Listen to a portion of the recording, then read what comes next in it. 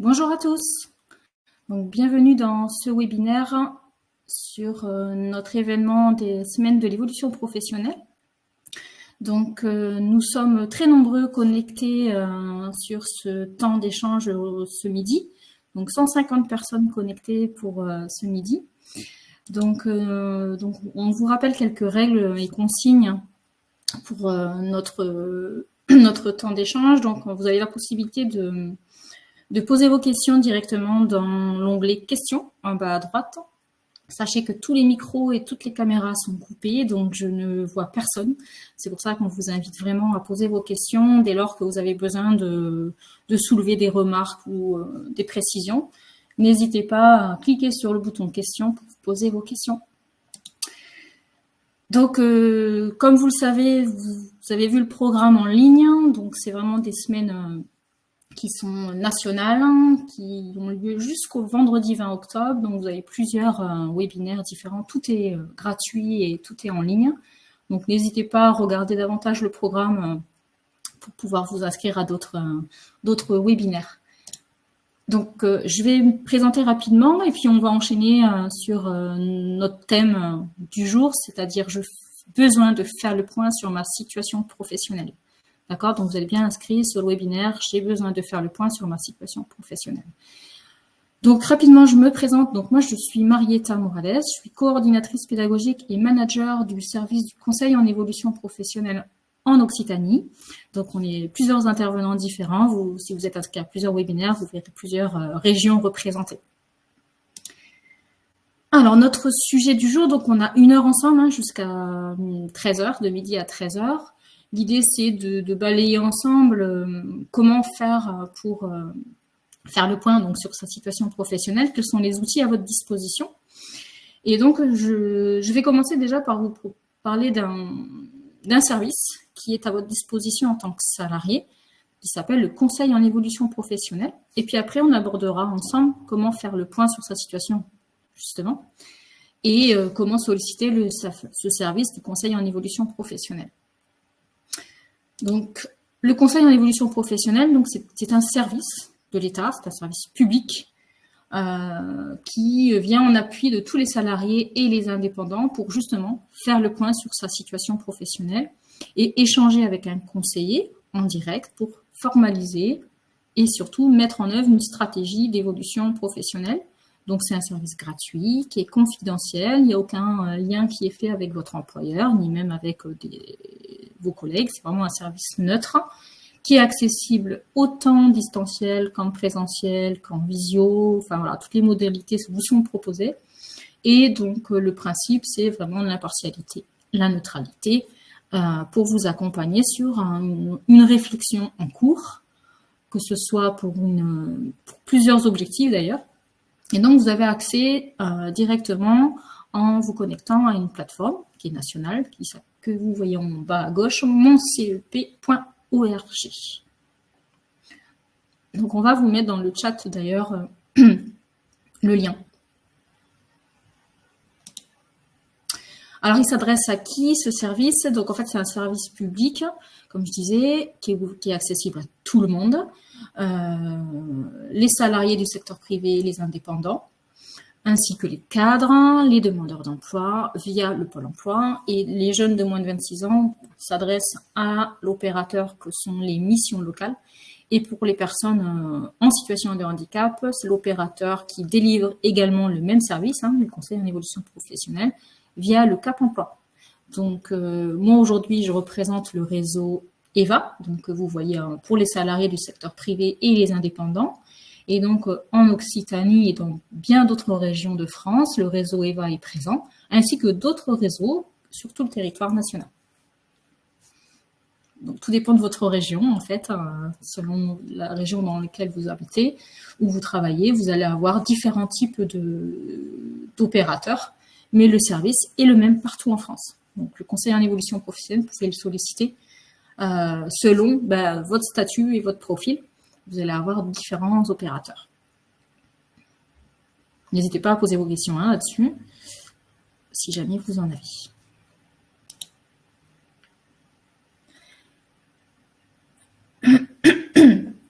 Donc, effectivement, il y a des questions dans le chat. Donc, ce que je vous propose pour les questions, c'est j'essaie de regarder en même temps le chat. Comme ça, je réponds à quelques questions que je vois en parallèle. Donc, je vois une question sur les salariés du secteur public. Effectivement, le service dont je parle, le conseiller en évolution professionnelle, ça s'adresse pas du tout aux agents publics, puisque dans les services publics, il y a des services dédiés. Et effectivement, le conseiller en évolution professionnelle est plutôt dédié aux demandeurs d'emploi, aux cadres, aux moins de 26 ans et aux salariés du secteur privé.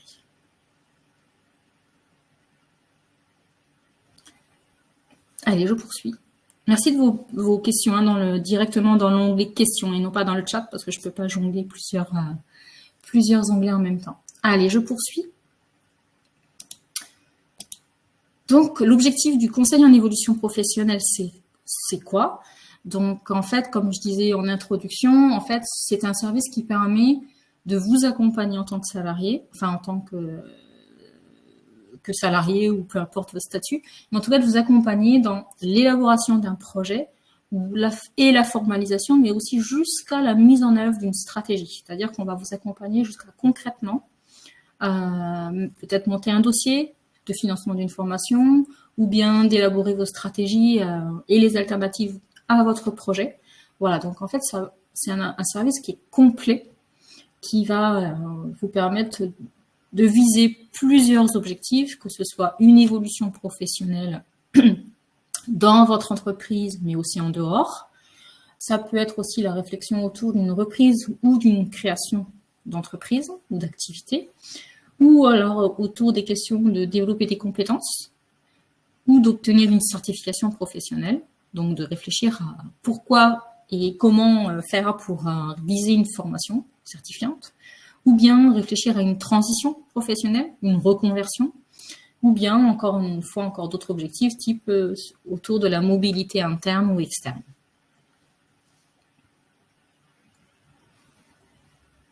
Hop, je vais dans les questions. Alors, oui, les demandeurs d'emploi sont concernés également, puisque comme je disais en introduction, le Pôle emploi est aussi un opérateur qui délivre aussi le conseil en évolution professionnelle donc pour les demandeurs d'emploi. Donc, le service, vous allez retrouver le même auprès de Pôle emploi. Il s'agit d'en faire la demande, bien évidemment, auprès de votre conseiller référent. Alors, une question, je soulève en même temps que je vois les questions. Quelle est la différence entre le DPC et le CPF? Alors, le CPF, c'est mon compte professionnel de formation, alors que le DPC, c'est plutôt un développement professionnel de compétences dans le cadre du domaine de la santé. Donc, rien à voir. Effectivement, le CPF, tout le monde a un compteur CPF, que ce soit dans le public ou dans le privé. Il s'agit de pouvoir aller se connecter à son compteur pour voir à quelle hauteur s'élève notre compteur.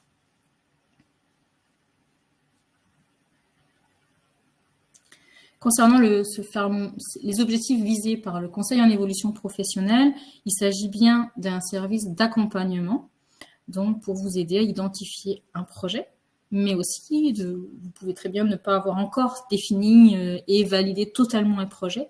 Et donc, je vais continuer mon support pour vous répondre à votre question, Marine Rossignol, que je vois sur le chat.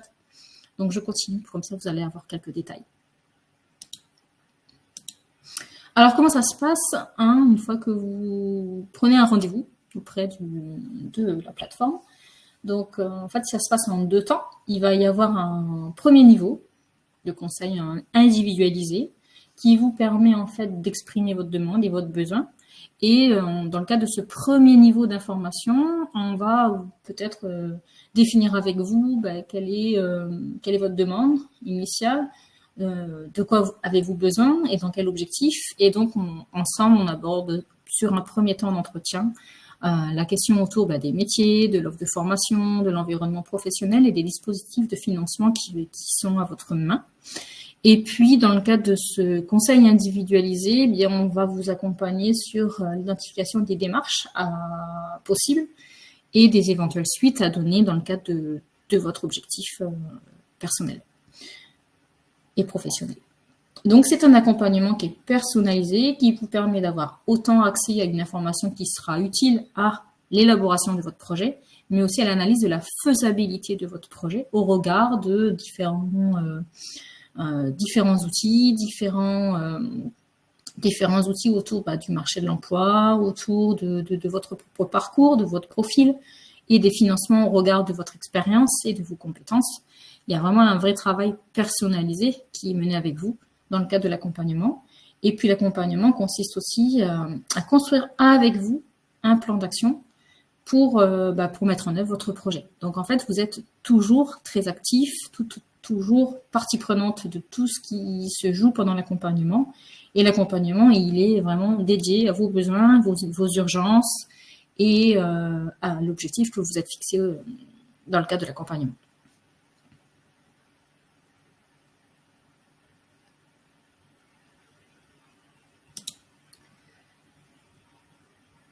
Alors, si on reprend notre thème qui est autour de la question de comment et pourquoi faire un point sur sa situation professionnelle. Donc, je viens de vous parler de ce service qui est le conseil en évolution professionnelle qui permet justement de faire le point. Mais en fait, pourquoi déjà se poser la question de faire le point sur sa situation? Donc, on peut imaginer que quel que soit votre projet, que ce soit un projet d'évolution professionnelle ou de reconversion que vous pouvez envisager, de faire le point sur sa situation, c'est vraiment primordial parce que ça vous permettra de savoir où vous en êtes aujourd'hui, à l'instant T, pour pouvoir réfléchir et orienter votre projet en fonction de votre situation actuelle. Donc, comment faire?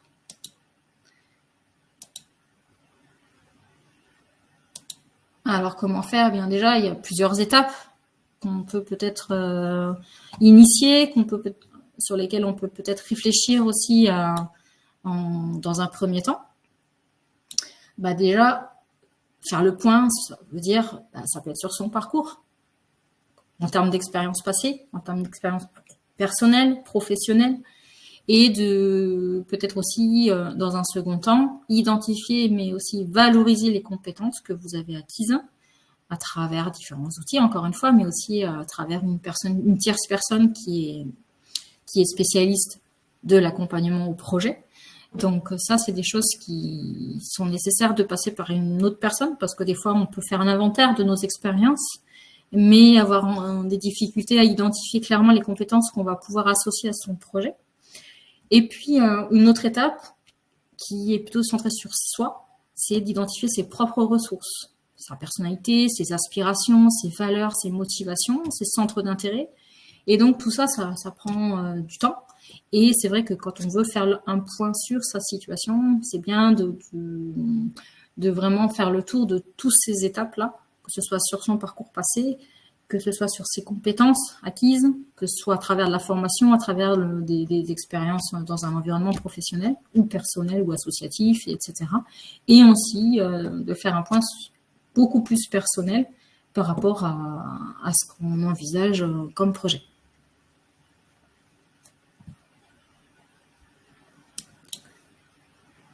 Je poursuis, s'il n'y a pas de questions.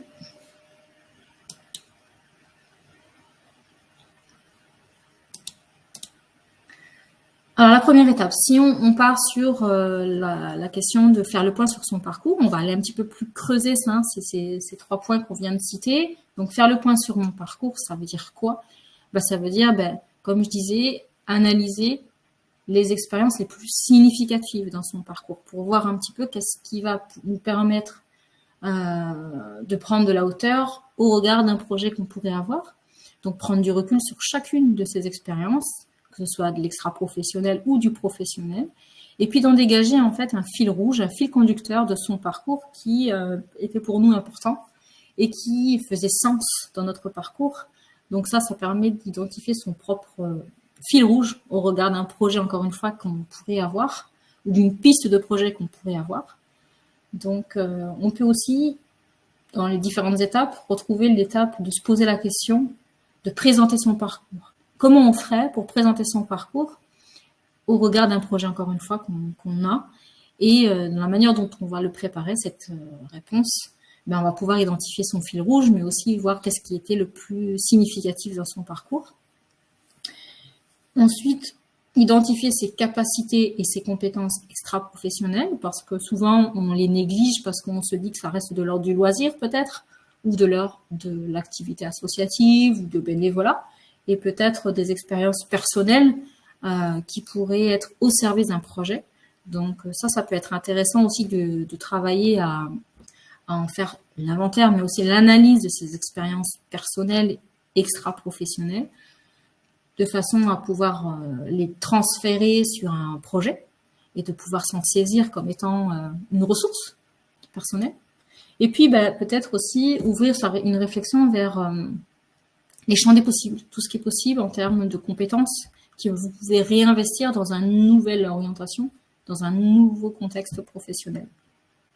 Voilà, donc autant d'éléments de précision qui seront peut-être à mener avec une autre personne professionnelle, dont un conseiller en évolution professionnelle peut vous permettre d'aller plus loin dans cette démarche.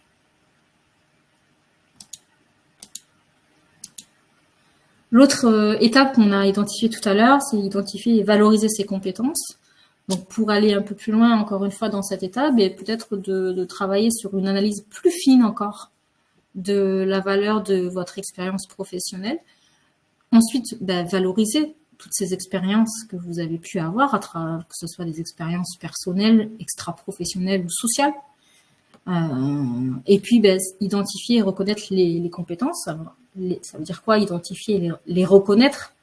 C'est-à-dire les reconnaître peut-être en passant par une reconnaissance de vos acquis, type VAE, ou type des modules ou des blocs de compétences qui peuvent vous permettre de les identifier encore plus via une certification. Enfin, autant de dispositifs qui existent aussi pour vous permettre de reconnaître vos compétences. Et puis peut-être au moment où vous aurez fait le tour de toutes vos compétences au travers une sorte de tableau qui synthétise votre parcours et la valeur de votre parcours par rapport à vous-même, bien sûr, hein, pas par rapport à d'autres personnes, mais en tout cas synthétiser la valeur de votre parcours et puis mettre en avant certainement aussi des compétences que vous allez pouvoir transférer dans un autre contexte professionnel en lien avec votre projet d'évolution professionnelle.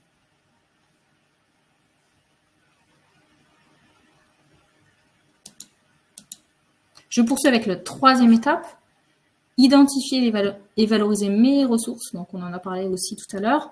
Là, on est vraiment sur l'étape centrée sur soi, sur ses valeurs personnelles et professionnelles, de savoir trouver quelles sont ses valeurs personnelles et professionnelles. C'est pas toujours évident, on est d'accord. C'est vrai que ça nécessite de prendre du temps, de s'arrêter et de pouvoir se dire qu'est-ce qui est pour moi important dans mes valeurs du travail, dans mes valeurs personnelles, et de faire le tri, peut-être les prioriser au regard d'un projet, mais au regard de ce qu'on a envie, nous, personnellement, de devenir, entre guillemets. Et puis, autre point, c'est de formaliser ce qui compte vraiment pour vous dans votre rapport au travail, d'identifier vos propres centres d'intérêt et de pouvoir les formaliser, vos motivations, pour derrière comprendre quel est le sens de cette reconversion. Est-ce qu'il y a des questions à ce niveau-là ?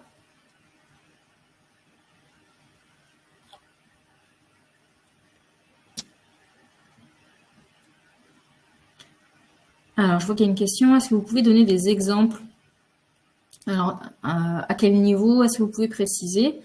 Alors, des exemples de personnes peut-être qui travaillent sur leurs valeurs à ce niveau-là ou plutôt sur l'étape d'avant ?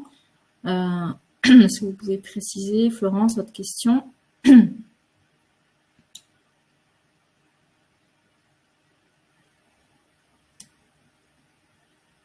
Alors, je lis les questions.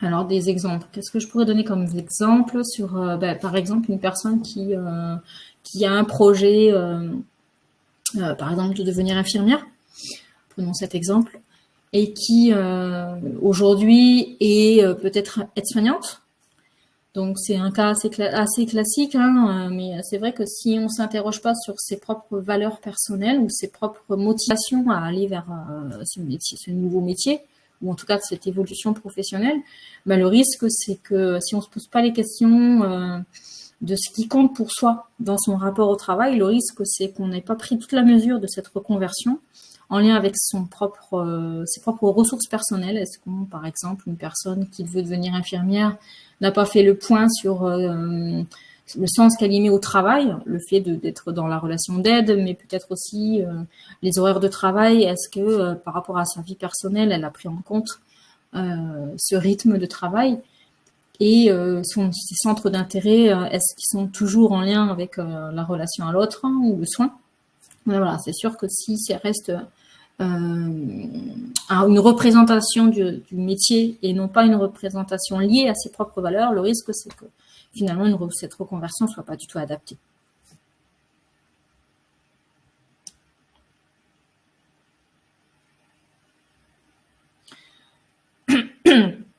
Donc les outils proposés pour vous aider à définir vraiment ce qu'il y a entre vos activités personnelles et ce qui correspond plutôt à des intérêts professionnels, ben en fait, je pense qu'il y a peut-être une lecture avec des questionnements personnels qui vous permet de vous poser la question de savoir est-ce que ce centre d'intérêt-là, je le laisse à titre de loisir ou alors est-ce que j'en fais vraiment une activité professionnelle.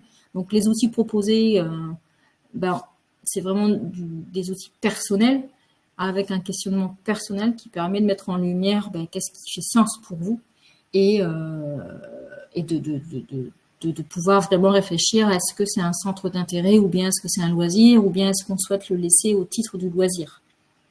C'est plutôt dans ce sens en fait, hein, la réflexion qu'il faut mener autour de ces ressources personnelles. Les différences entre les 3 étapes, je vois qu'il y a une question là-dessus. Et la différence entre les 3 étapes, les 3 étapes, c'est que déjà, on est vraiment là sur l'aspect ressources personnelles, motivation personnelle à se reconvertir, ses valeurs du travail. Et puis, l'étape d'avant, on était vraiment sur savoir valoriser ses compétences. C'est quand même très centré sur le professionnel, valoriser ses compétences. Et puis, l'étape d'avant, c'était vraiment réfléchir à son expérience au sens global et réfléchir à qu'est-ce qui est le plus important et le plus significatif par rapport à l'objectif qu'on a. Je ne sais pas si c'est plus clair. Les étapes, en vrai, elles ne sont pas forcément dans cet ordre chronologique. On peut très bien d'abord faire un point sur ses propres valeurs et puis ensuite faire un point sur son parcours. Donc, il n'y a pas forcément d'ordre logique dans les 3 étapes présentées là. C'est à vous de voir qu'est-ce qui est le plus important en premier de faire le point.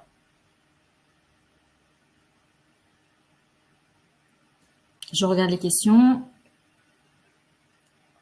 Oui, un bilan de compétences vraiment permet de faire ce point-là. Effectivement, c'est là où ça donne vraiment du sens parce que le bilan de compétences, il est quand même très approfondi et il va justement apporter cette analyse fine, que ce soit de votre parcours, de vos expériences, de vos compétences, mais aussi de vos valeurs personnelles et vos centres d'intérêt.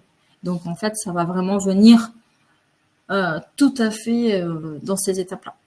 Donc, effectivement, on peut vous conseiller de faire un bilan de compétences pour travailler autour de cette question, de ces 3 étapes.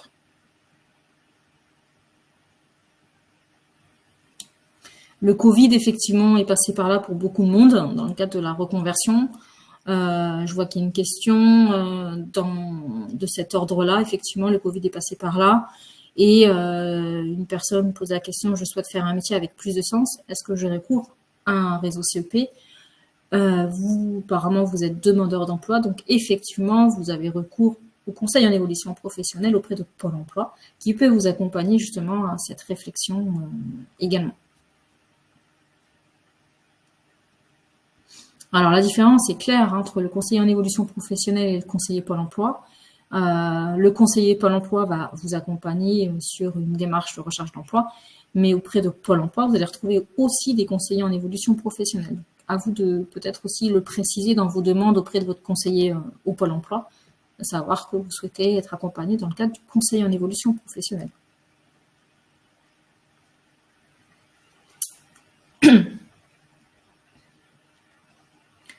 Comment faire un bilan de compétences quand on est en activité? Une autre question, donc j'y réponds en direct et puis après je continue ma présentation. Donc en fait, le bilan de compétences, vous pouvez tout à fait le mener en parallèle de votre activité. Alors selon votre profil, encore une fois, selon votre statut, vous avez la possibilité de le mener hors temps de travail. Mais et donc dans ce cas-là, c'est à vous de voir quel est le financement que vous allez pouvoir mobiliser hors temps de travail, sachant que vous avez toujours votre compteur CPF qui permet de le financer. Mais vous pouvez aussi demander à votre employeur. Hein, c'est une possibilité également.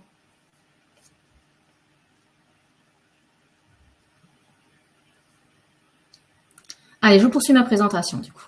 Donc voilà, si c'est plus clair pour vous les différentes étapes, je poursuis.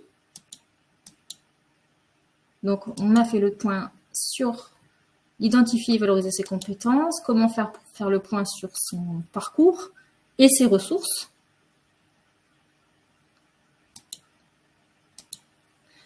On vous propose visuellement ce petit tableau qui vous permet de voir un petit peu comment faire pour faire le point. Donc, peut-être vous-même vous proposez vos propres critères, à vous de les élaborer, parce que là, on vous en cite quelques-uns, critères pour faire le point. Autour, par exemple, ce sont des exemples, bien évidemment, des propositions, à vous d'enrichir cette réflexion pour faire le point auprès de votre conseiller. Un des critères, alors il n'y a pas d'ordre encore une fois, mais ça pourrait être mes missions et mon secteur de travail, de faire un point en quoi c'est satisfaisant pour vous, en quoi vous avez besoin d'évoluer, est-ce que vous devez mener des actions pour pouvoir améliorer votre situation par rapport à vos missions, par rapport à votre secteur. Autre critère, ça pourrait être vos conditions de travail qui font que ça nécessite de faire un point. Est-ce que vous pouvez vous donner une note pour dire que vos conditions de travail sont satisfaisantes, ou bien à l'inverse, vous donnera une idée de ce sur quoi vous pouvez mener des changements ou des actions en tout cas. Ensuite, ça peut être vos relations au travail, tout simplement. Est-ce que vos relations avec un S, c'est-à-dire vos relations entre collègues, vos relations humaines, les relations sociales, est-ce que pour vous c'est important d'avoir des relations au travail? Mais ça peut être les relations au travail dans le sens, quelles sont vos valeurs autour du travail? Quel sens vous donnez à votre travail?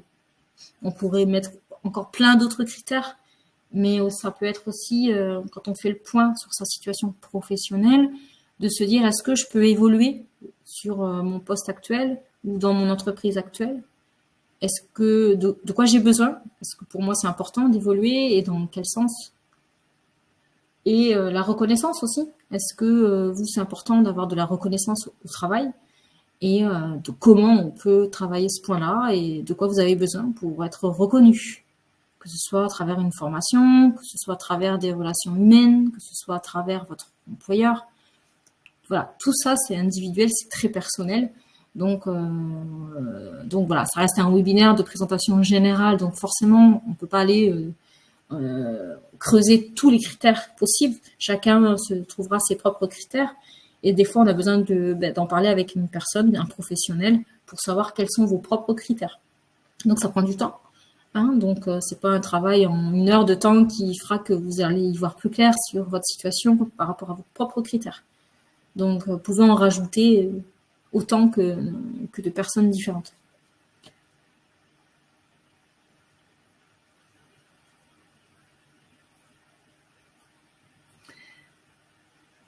Je poursuis ?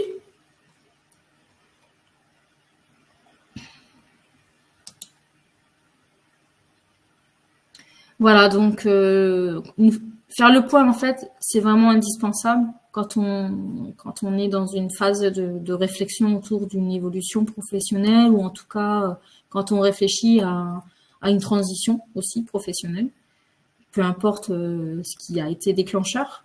Mais en tout cas, voilà, c'est un préalable pour élaborer son projet ou en tout cas des pistes de projet.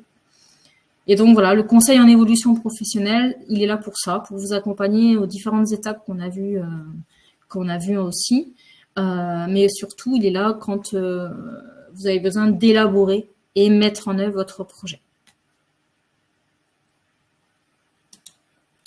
Alors, on vous propose ici en fait d'autres étapes pour un peu plus affiner la mise en œuvre de votre projet.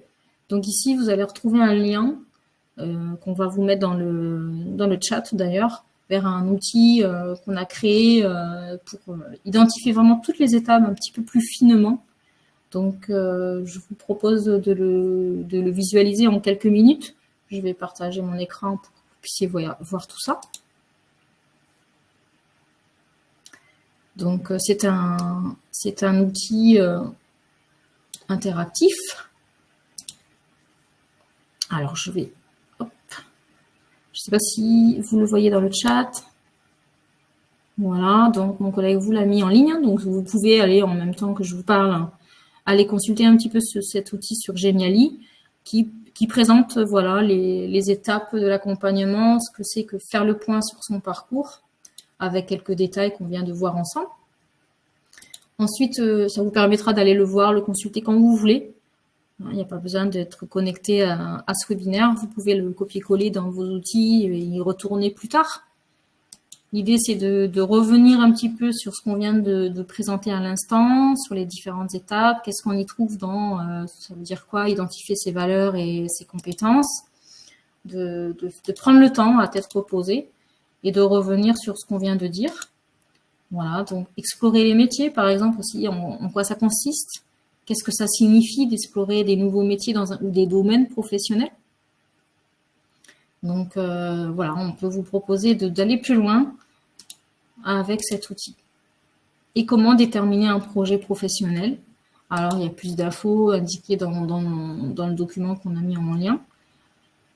Et vous allez pouvoir prendre le temps de rechercher aussi une formation, si c'est nécessaire. Parce que quand on a une piste de projet en tête, on peut aussi avoir besoin de compétences, donc de viser une formation. Et ce qu'on vous propose, voilà, c'est d'aller plus loin dans le questionnement autour quelle est la pertinence de suivre une formation. Est-ce que vous avez besoin d'aide pour sélectionner une formation en lien avec des compétences que vous souhaitez développer? Et comment choisir un organisme de formation? Voilà, autant d'étapes, encore une fois, nécessaires dans le cadre de la réflexion autour de votre situation aujourd'hui.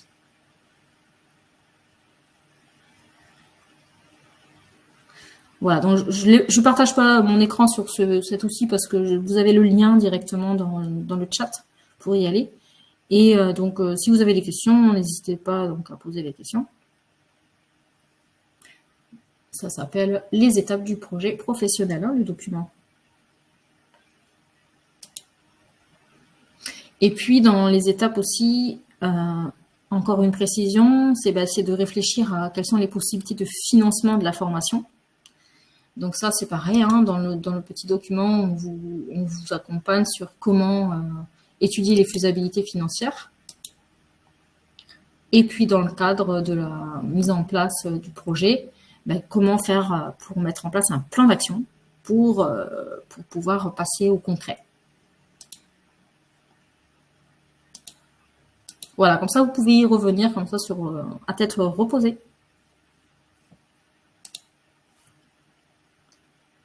Je vais dans les questions de suite, comme ça je vois si je peux répondre en direct aux questions posées. Combien y a-t-il d'heures d'accompagnement avec le CEP? Alors, les heures d'accompagnement dans le cadre de notre conseil en évolution professionnelle, on peut, déjà la durée peut aller jusqu'à 6-7 mois, tout comme vous pouvez remobiliser un conseiller quand vous voulez, il n'y a pas forcément de limite dans le nombre de fois que vous pouvez rencontrer un conseiller. Et le nombre d'heures peut aller d'une heure selon vos besoins, tout comme il peut aller jusqu'à 6-8 heures. Enfin, il n'y a pas besoin de... C'est tellement un accompagnement personnalisé que c'est vraiment selon la nature de votre besoin et jusqu'où vous avez besoin d'être accompagné. Donc, il n'y a pas de limite dans l'accompagnement. C'est juste que ce qu'il faut retenir, c'est que ça sera forcément personnalisé et ça peut être 8 heures, 10 heures d'accompagnement. Voire moins, bien sûr. Je suis cadre dirigeant salarié dans une grande société et après une maladie grave, je souhaite créer mon entreprise de conseil. Est-ce pertinent de faire appel à un conseiller CEP?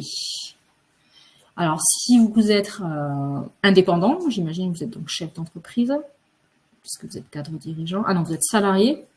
Mais en fait, comme vous êtes salarié, même si vous êtes en arrêt de travail, vous pouvez tout à fait, dans le cadre de votre situation, discuter avec Cap Emploi, qui peuvent vous accompagner en tant que salarié dans le cadre de votre situation de santé. Et puis après, bien sûr, si vous êtes salarié, vous pouvez aussi solliciter un conseiller en évolution professionnelle de la région de là où vous dépendez.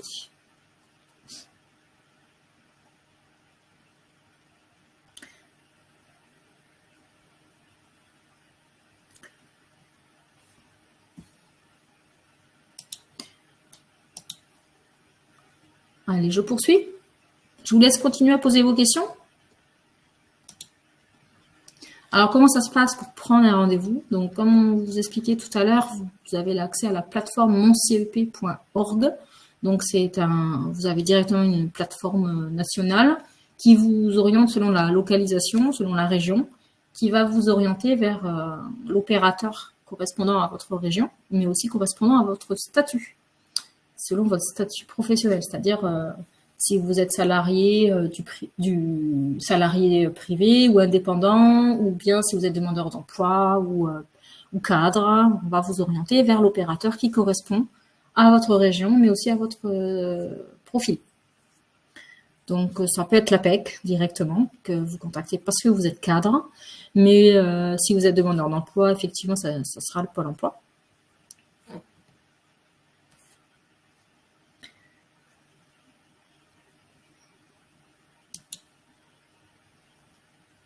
Voilà, moi j'ai terminé ma présentation. Donc sachez que ce webinaire est enregistré. Donc vous allez pouvoir retrouver le replay directement sur le site messemaines-de-l'évolution-professionnelle.fr. Et je peux prendre un certain temps pour répondre à vos questions supplémentaires.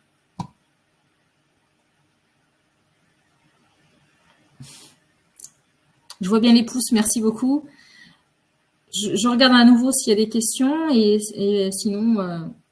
je vous souhaite une bonne continuation dans vos démarches, mais aussi si vous êtes inscrit à d'autres webinaires, de prendre toutes les informations qui seront utiles, mais n'hésitez surtout pas à vous connecter sur la plateforme Mon CEP pour prendre un rendez-vous.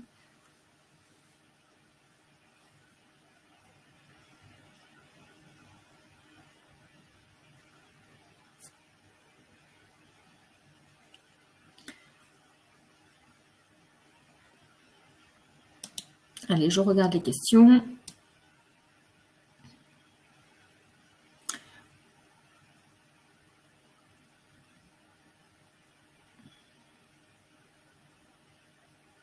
Qu'est-ce qu'il existe en dehors de la VAE pour identifier et faire reconnaître ses compétences? Bien, la VAE, le principe, c'est de faire reconnaître des acquis à travers l'expérience passée. Donc, effectivement, il peut y avoir des possibilités d'autres dispositifs pour faire reconnaître ces compétences en vue d'entrer en formation. Tout dépend de l'objectif, en fait.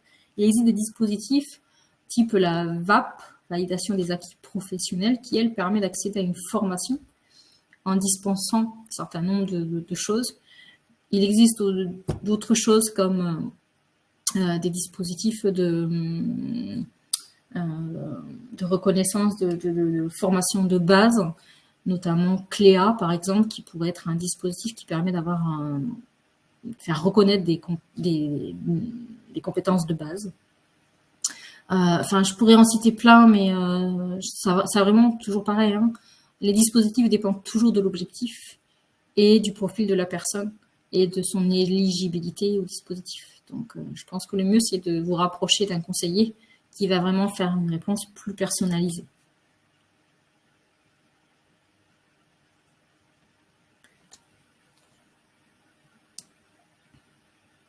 Alors, je regarde les questions, et puis j'y réponds dès que j'en vois une qui pourrait permettre d'avoir des réponses à tous.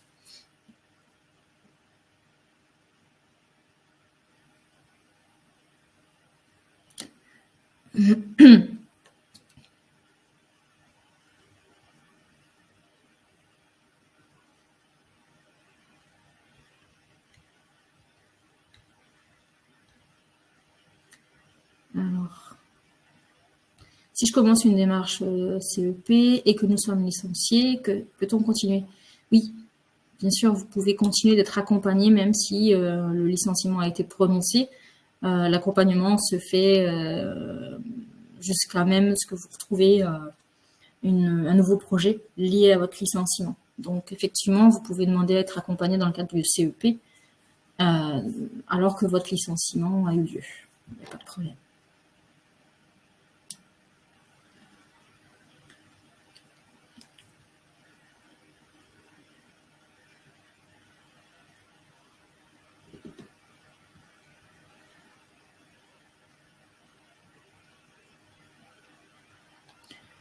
Alors, d'autres questions? Mon conseiller Pôle emploi veut que je fasse une VAE, mais je ne m'en sens pas capable. J'ai néanmoins besoin de remise à niveau, car l'offre dans mon domaine demande un BTS. Que faire? En fait, que faire? Le conseiller va vous accompagner dans le cadre de votre démarche de VAE. Vous savez qu'il existe des conseillers VAE. Est-ce que vous parlez du conseiller VAE ou bien vous parlez du conseiller Pôle emploi? Donc, je suppose que c'est le conseiller Pôle emploi qui peut-être vous retient, ou même vous êtes aussi, vous, peut-être plein de doutes. Sachez qu'aujourd'hui, la VAE, elle évolue, qu'il y a plein de choses qui sont accessibles en ligne. Tout dépend du BTS que vous visez. Aujourd'hui, il y a une réforme qui est en cours d'expérimentation, donc il y a des choses qui bougent. Sachez que c'est tout à fait accessible et que derrière, effectivement, ça nécessite un petit peu d'investissement pour monter son dossier VAE.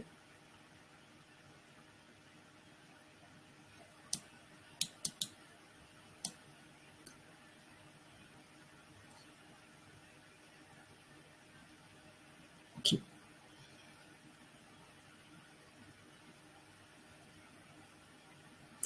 Bien. Je pense que on va s'arrêter là. Je vois pas d'autres questions pour le moment. Questions nouvelles par rapport à notre thème. J'ai besoin de faire le point sur ma situation professionnelle. Les questions relèvent d'autres webinaires. Je pense que le mieux, c'est que si vous avez des questions autour de la VAE, de ne pas hésiter à vous inscrire sur ces thématiques-là pour avoir plus de précision, et puis de ne pas hésiter, encore une fois, à être plus sur un accompagnement personnalisé. Parce que les webinaires, ça reste des webinaires nationaux, et pour le coup, vous n'aurez jamais forcément de réponse personnalisée, même si vous posez vos questions dans le chat. C'est toujours délicat de répondre à des questions personnelles, ne connaissant pas vos expériences ni votre profil. Donc le lien, vous l'avez dans le chat, le lien sur le support que je vous ai indiqué. Donc normalement, vous l'avez dans le chat. Donc si vous remontez dans le chat, vous allez retrouver le lien dans l'historique du chat. Bien, mais écoutez, je vous souhaite un bon appétit et une bonne continuation dans vos démarches et une bonne fin de semaine. Merci, au revoir.